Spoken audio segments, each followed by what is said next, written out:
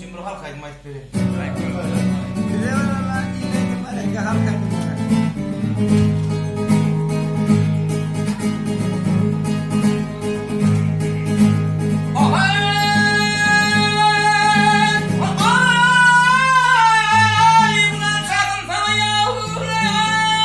Sağ olun. Sağ olun.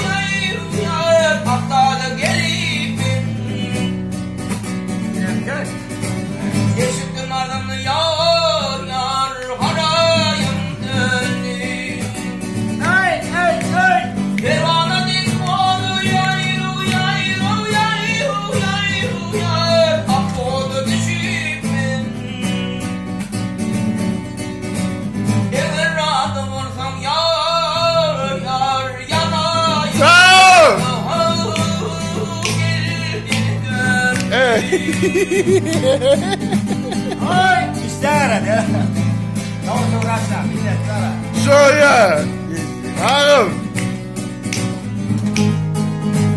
Hayda.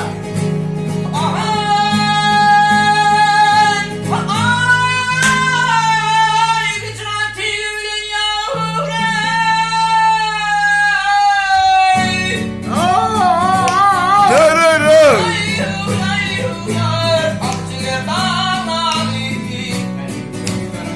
Neyse hop.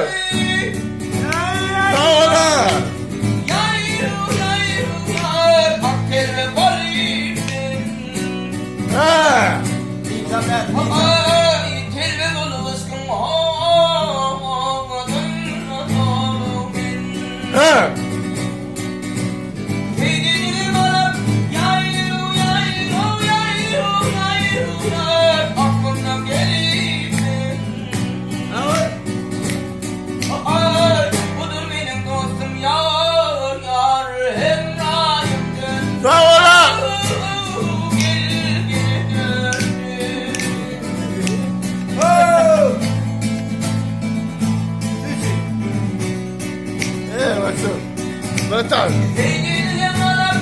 Yırtca.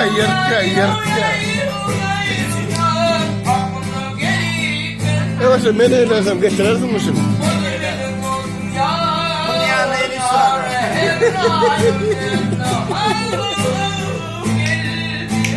Sağ olun.